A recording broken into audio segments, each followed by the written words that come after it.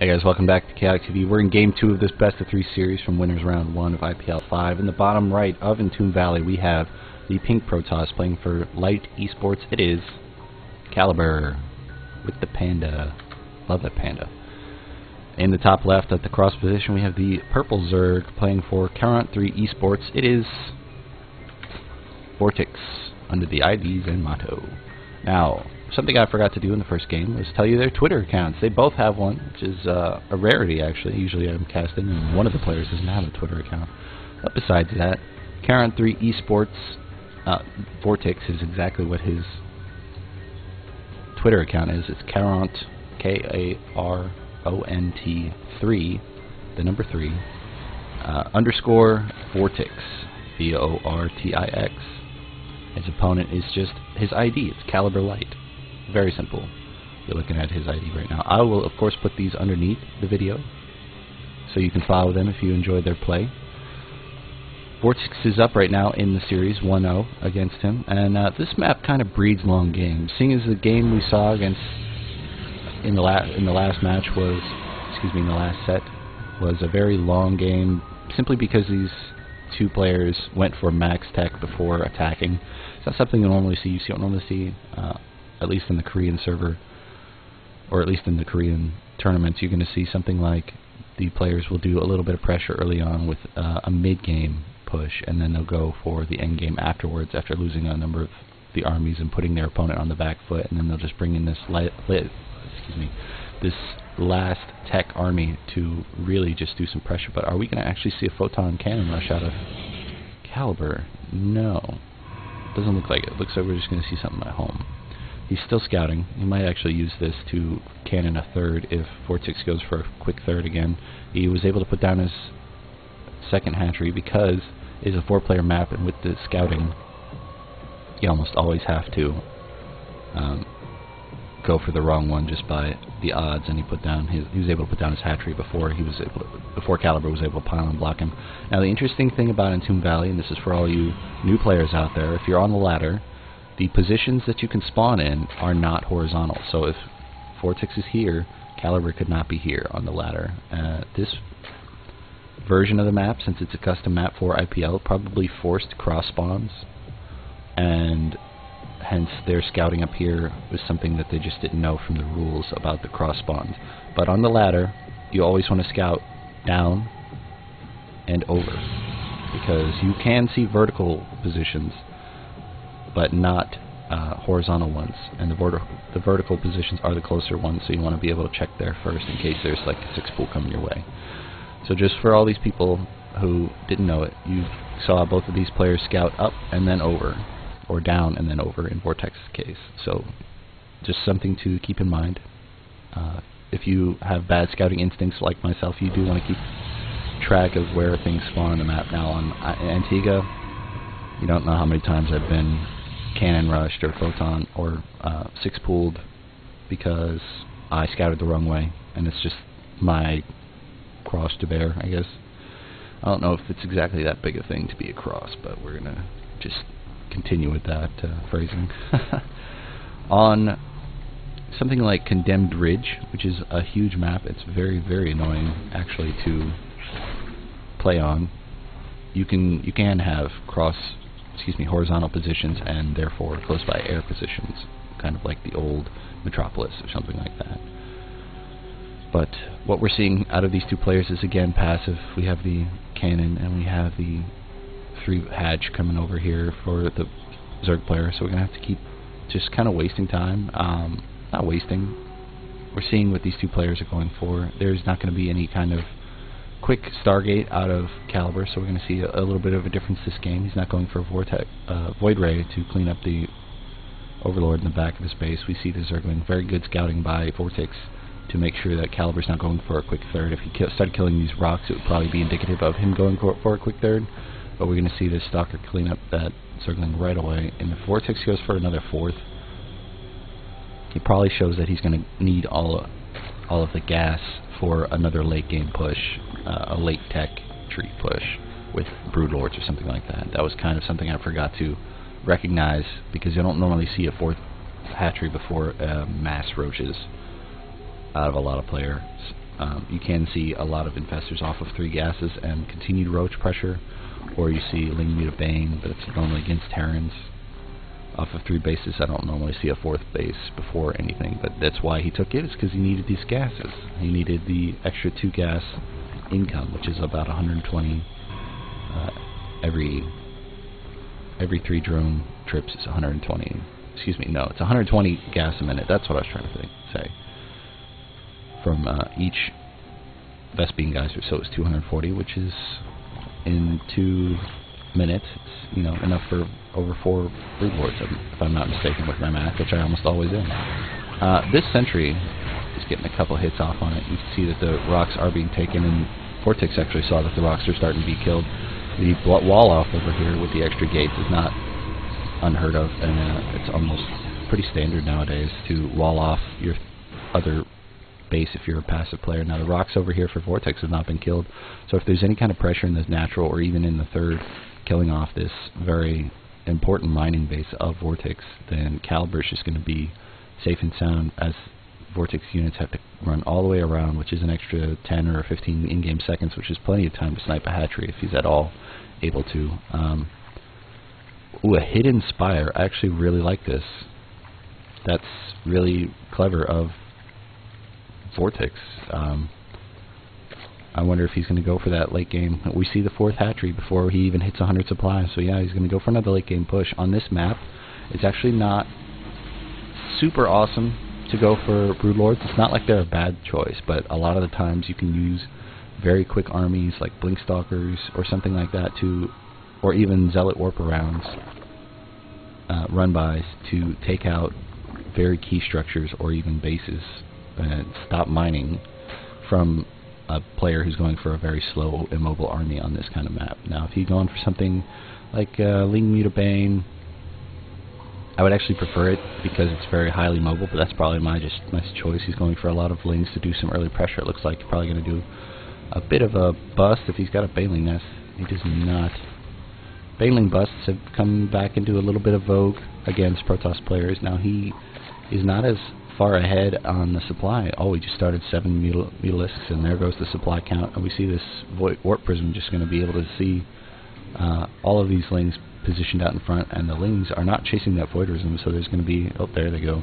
And it looks like there's going to be a little bit of harass potential out of Caliber if he ever gets that Warp Prism speed increase, which is brings them to about Zergling speed, but they can go up cliffs without any kind of problems. So the Warp Prism is just trying to break the pathing of these Zerglings, and now Vortix definitely knows that there's a Warp Prism over here. He's going to kill it with all of these Mutalisks. It's going to be very good for him, and Caliber, unfortunately, did not see the Hidden Spire. Still really like that. I would love to see more trickery out of players to do that. But the thing about me wanting things in the future, everything's going to change with Heartless Swarm. We're going to see just a completely different metagame. A lot of it's going to be based on harass.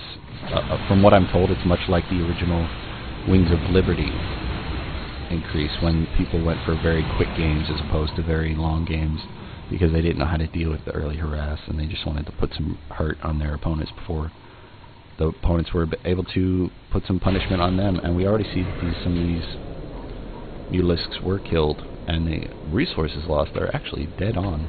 How many workers were killed? 10 of them by Vortix. That's actually pretty impressive with this amount of Mutalisks. Is he going to continue to bring them in, or is he just going to try to force some anti-air out of Caliber? Caliber doesn't seem to be falling for it. He's not building a whole lot of Stalkers, building a couple. Does he already have Blink? He does. It's a kind of a safety thing against this kind of play. But him having this Spire over here and the ability to continue upgrading with it, and he hasn't done it yet, kind of shows me that he's going for that late game.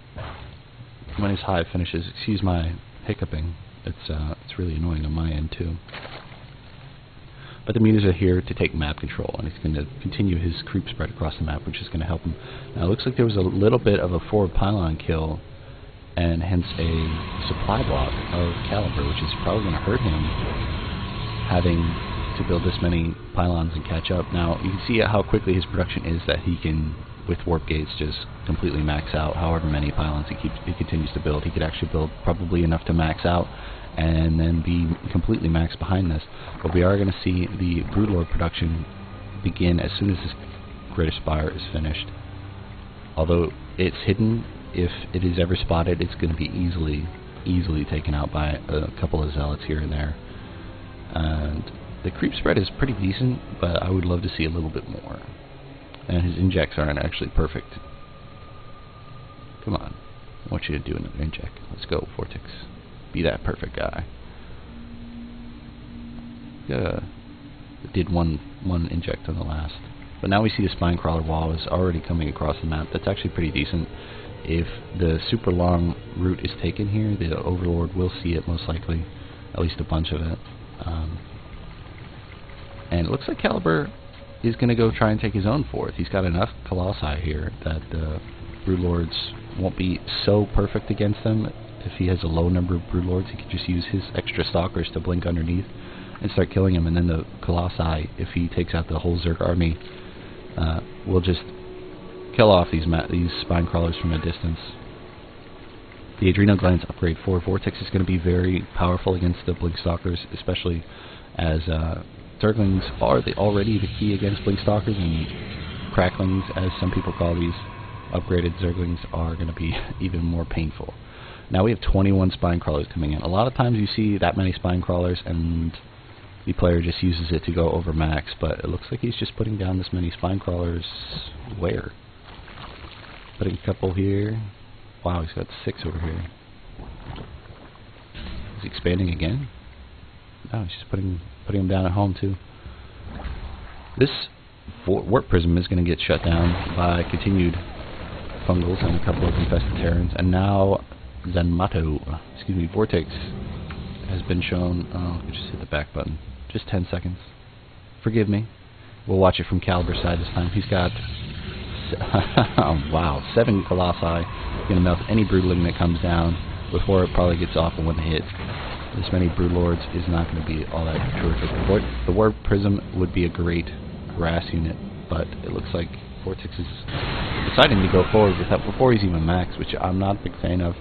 He's got the money to put down all of these Spinecrawlers and just continue to remax with the amount of stuff he's got right now. Big blink backwards to allow his Zealots to move forward, and that's going to help against these Roaches, but another blink forward would be able to take out all of these Broodlords without any problem whatsoever. Takes out 1, 2, still Q attacking them, if I'm not mistaken. Yep. He's taking them out very quickly. You can see no transfuses because there are no queens, and all of the ground units are being taken out by the Zealots right away. And you just see how quickly Vortix's supply has shrunk. He's bringing out 40 Zerglings, which is a good response, but not the best because he really does need the Roaches to tank these Stalkers. And now the Colossi are just going to be able to take out a couple of these Spinecrawlers, punch a hole through the defenses of Vortix, and Caliber might just move right in, taking out this other top right base, which is going to be very important for the later mining of Vortix. And Vortix is not going to be able to defend it because he is so low on supply right now. You can see how quickly, if you go for that late tech and you have no supporting mid tech to fall back on, it's actually a serious problem for Vortix. But Vortix has probably done this so many times that he believes it's the only way to play Zerg, and that's a crutch that a lot of players fall into, that they really can't do anything about it. Now see how quickly these Colossi are melting the Spinecrawlers. Spinecrawler rush is a good idea, or excuse me, not rush, excuse me, the wall is a good idea. Look how quickly those infestors were melted by these 7 Colossi, and there are only 3 Broodlords here. Wow, excuse me, I'm completely wrong about that. 7 Broodlords here to combat the 7 Colossi, but the Broodlords are too far forward. They're taking out quite a bit of damage from these Stalkers, which can just be rewarped in if the macro of Caliber is that good. He's bringing in 9 from a not forward pylon. He's only at his 4th base, so it's about all he can do. The Colossi will probably fall to this, but it looks like he's done enough damage to Vortix, down 10 supply, which is bad for Zerg at this point in the game. He's continuing to lose all these Roaches, and he's going to try to push forward as much as he can to do as much damage as he can before these Colossi die, and it's not like he was able to target that hatchery and pick it off before these things die. And now the Stalkers come in to save the day against these Colossi, but the Colossi are continuing to be poked at by this Spinecrawler. Spinecrawler is not buried, and the Colossi continue to attack these Spinecrawlers as as much as they can. The Corruptor should be target fired by these Stalkers, but he was able to go target fire an Infestor instead, and essentially really start pushing forward here. It looks like Vortix is seriously on the back foot. He needs to do the right kind of reinforcements. These spine crawlers at home were a good idea. He probably would have benefited for a bunch of more spine crawlers on the front line, though, and then he wouldn't have to have any at home. These three were able to hold off this fourth base, and it looks like the forces of Caliber were able to do enough damage. He's rebuilding that fifth base, and if he builds a sixth, I wouldn't put it past him because he's got enough money. But his spine crawler wall, I don't actually agree with until he's maxed. If he did if he remaxed right away, Vortix, and did a push of his own up through the middle here, taking out this very crucial cybernetics core, then it probably would put Caliber on the back foot. But you know, I can see everything he can't.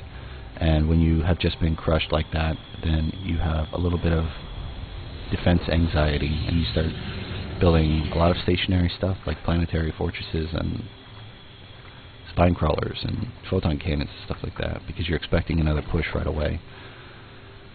But it looks like Caliber is taking his time to put up his own economy back home, get his mothership. He's bringing in a couple of Templar to be able to do those storms that we saw were so effective in the last game, even though there just weren't enough of them to hold off the Zerg army. And it looks like this oversaturated mineral line bespeaks of his need to keep expanding or just relocate some of his drones to this mineral line.